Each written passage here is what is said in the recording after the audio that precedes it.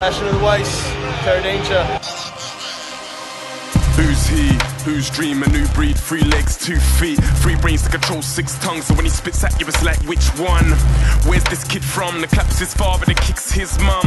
But now it's so we are here with the Don Terror Danjah of Gremlins fame, Undeniable fame, Power Lines fame, Bipolar fame. You've had a lot of releases last year. How did that come together? Cold Nine's been playing my stuff over the last few years.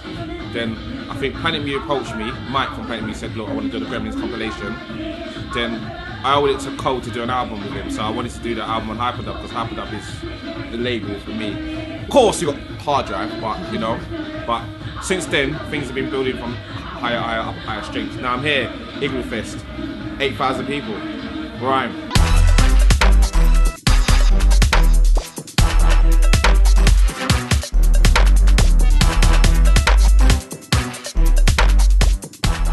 North Americans, it was like we had no idea who Terror Danjah was, and then all of a sudden it's like, oh, this man like invented grime. It's like Wiley, Terror Danjah, and like a bunch of people. It's like, how does that feel to get that recognition now? It feels brilliant because I don't MC. All the producers, they MC, DJ, so forth. I just produce, and it's like if you don't MC, you don't get heard.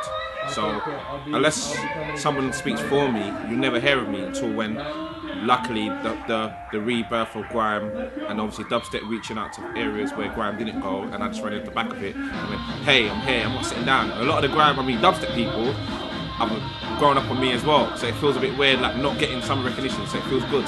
So I know that you've been around like since the days of jungle, and for North America that's like a big thing that we miss because we don't have pirate radio. It's like one day it's jungle, the next day it's garage, the next day it's grime, and like we miss those links. Like, how did you evolve?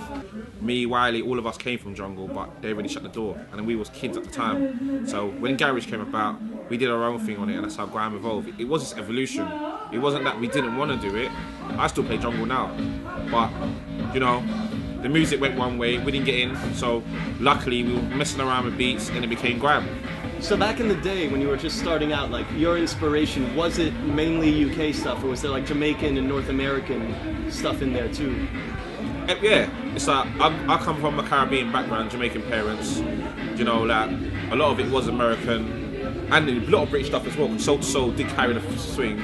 You had like Sade, Loose Sense. UK was on top of it. Dancehall music, reggae, everything had an influence on me growing up. Because I never grew up to all the modern day artists like the Tiny's. Like, they came through me. You know what I'm saying? So it's like my influences are from 3-4 different generations deep.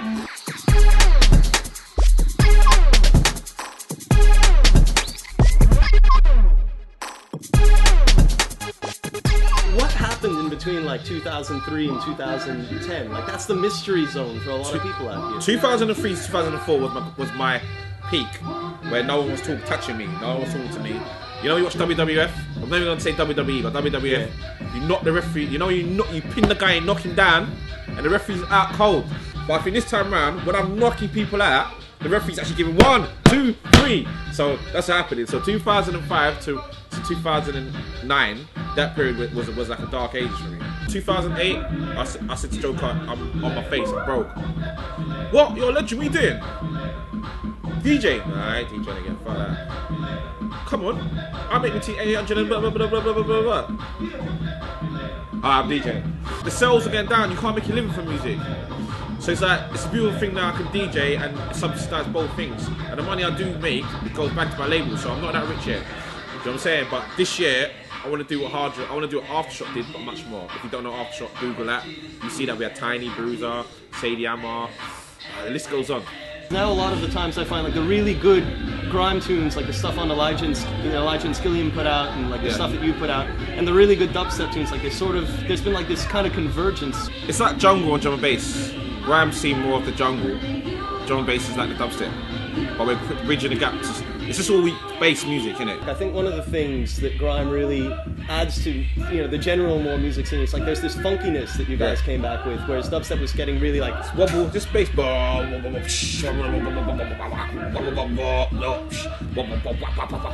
So everyone's doing that now. Only the kings of it is like Dr. P, obviously the dub police like Casper and them lot, Roscoe. Lead them to it, and like Scream and Benga, they do it and balance it. Everyone else, no. No. Like, obviously, everyone's had a little one twist with a one tune. We all done it. But I did it before they were from Jungle. But they mastered it. So everyone's doing that. She's undeniable.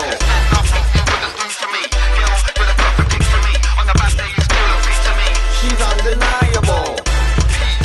In North America, this vision that we have of grime, like the little that we know of it, it's usually like stuff like Wiley, Boy in the Corner, Pow, like Treading on Thin Ice. You didn't really have that super aggressive tune on the album, like the one like Bash in the Head. Was that like on purpose? How did that come about? Code 9, he played a big part in it.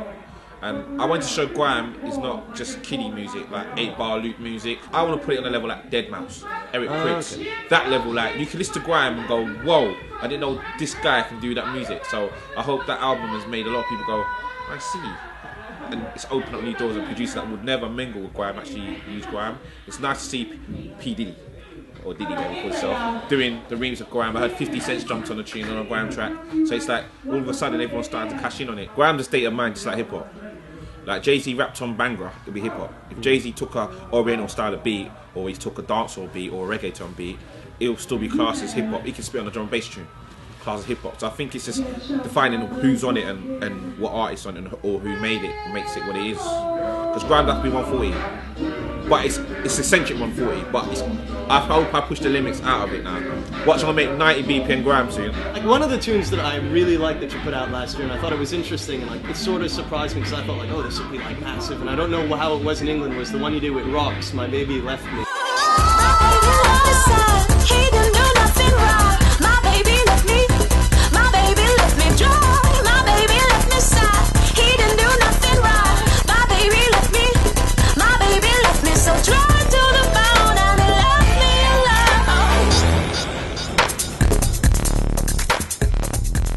Came about through you know the world famous Rough Trade. Yeah. They approached me and said like, because the top guy in Rough Trade goes, I'm a fan of you, I want you to do this mix. So there's a lot of army when I done it. Like a lot of people were like, I don't know. But when it went through now, everyone's like, this is amazing. But I think a lot of people slept on it where they were scared because my style's different. It's not like your cut and paste music. So like now everyone's like, bro, you should do more. So watch out, RNG's back. You have a producer named D.O.K. Yeah, that's my boy, that's my right hand man. And he has that song Missing Step. Yeah. What did you think the first time you heard that sample with the villain? The first time I heard it, I was... Listen, I was like, oh man, I wish I made it. Like the deserts miss the rain, and I miss you. Oh, like the deserts miss the rain.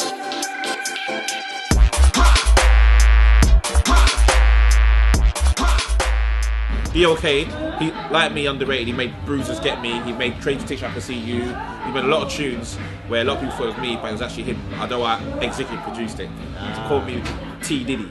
I think you spoke about this on a large and Skilling when we were there with Code 9. A lot of London rappers sort of rapping more in an American style. Like, what do you feel about that? I understand, because we are influenced by the Lil Waynes and so forth, and the Young Money and whoever's hot at the time, because not that they lead the way, but they lead the way as in that the MCs have been doing it for much longer than the UK artists, in the sense of like, over the last 6 Grime's come about, really, the levels of MCing stepped up. I know Grime started with the one-liners, but it's evolved and everyone wants to be more lyrical. But where you had your jazz and your blues and your all that Motown stuff, we only started our music from like the late 80s, from Silver Bullets up until we had a little bit of like rapping in these tunes and So Solid and that. So we're only about 10-15 years cutting the deep, where America's way ahead of us, but we're catching up. The reason why we get Americans so much, because the lifestyle has been sold to us from the shows, and I don't think a lot of people get what Britain's all about, where we come from. We're just as good as everywhere else in the world, just that you think we're just drinking like with our hand like that and a cup of tea and crumpets. We're not about that. And I think that the world's starting to see, okay, there's more to us than just doing that stuff. So I think when we do the videos, like how we saw the hip hop videos in the 90s, people start to go, oh, I get them now. You've got the likes of Kanye, all the New Yorkers, they're all doing that electro and 4/4 music now. So they've gone away from the real hip hop essence of like of of Wu-Tang and Lords of the Underground and all that. They've gone left field now to that European sound. And it's like, we were doing it from how long? But it's like, I think now they're getting us, do you know? And I think it's going to catch on, but it's going to take a while. And it's like, this is the first time, imagine I'm a Grime DJ, and this is the first time a Grime DJ's come out. So it's beautiful now that I come to these countries and let them discover the music we're making now.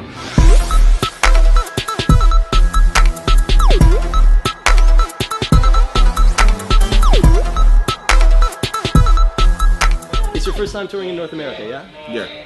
Flying with the name Terror Danjah, how'd you get past airports, man? You're an exclusive. I don't tell people my real name, but same as Batty Killer. We won't put that. Family. We won't put that out if you don't want it. No, I don't care, man. It's Igloofest. I know it's not your thing. It's really more Wiley's. But are we gonna hear any Esky beats? Any of those cold rhythms? You know what I'm gonna do? I've come back with an 8-bar Grime. So tonight, I made 3 new tunes for tonight. Oh. And one's gonna be on our hard drive, one's gonna be on Butters, and the other one's floating. So it might be the Night Slugs, I don't know. So Bok, that's my boy. Yeah. We got Bok. We got Swindle, we got Champion, we got P-Jam, the Explicit. War, but me have to call it Wizard, I mean only if you war. Anytime you hear me say Wizard, you don't know say a big war. On us on board for that car war, but me have to call it Wizard, I mean only if you war. Anytime you hear me say Wizard, you don't know say a big war. On us on board for that. Forward, pull up that. Forward, pull up that. So who are some MCs that you see popping off in the future in the UK? Dream McLean. You got Marga, Rival, Quuzzy. One of the guys that's made noise actually around here has been P Money. Me and P Money, we talked for years. I put him on the first hard drive CD and I'm on thing. And I told people for years, I'm not trying to say names, but I told a few people, pick this kid up. Go slow. And I think like he's a testimony to what the MCs I say in the UK. He didn't beg for tunes. He took a really big tune and spat on it and made it big. D-Double, monster. I went to school with that guy. That's my boy, monster. It's muy. But dirty T. That's who. Ooh, I like him. That's a Street Fighter thing. It's street fighting time. Round 1, fight! If it's me or my dad, you get a scar on your chest like Sach. Street fighting, that's what I'm bad at. My thing's working perfect. I come through in the beat up under, give man a 100 slaps like he under. There's this big Street Fighter influence. I heard like Royalty also had one called Beat Fighter, and then there's Street Fighter. Where does that come from, really? I think like the likes of the Jokers and that, they say the purple music comes from me and the Sega games, and I just think this is what they growing up on. And I think I grew up on Street Fighter. I don't know, Who's your favorite character? Ken, man. Ken's the bad man. You know, it's not being funny, but why is it always the Oriental guys that are the bad man at games? Like, every time I go like any arcade get and centering around the world, you go there, you got the Filipinos on there, man. Bad, you go there like, I ain't playing.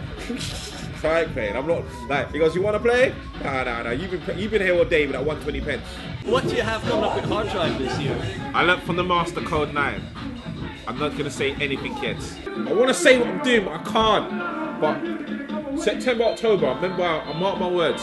September, October.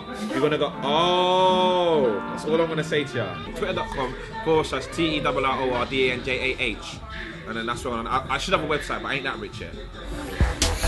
Everything I did was on my own. Why should I care? I was free. But then I watched you in the Alright, Terror Danjah, Passion of the Weiss. You heard it here first, September, October. We don't know what it is, but it's going to be big, going to be large. Peace out. rain.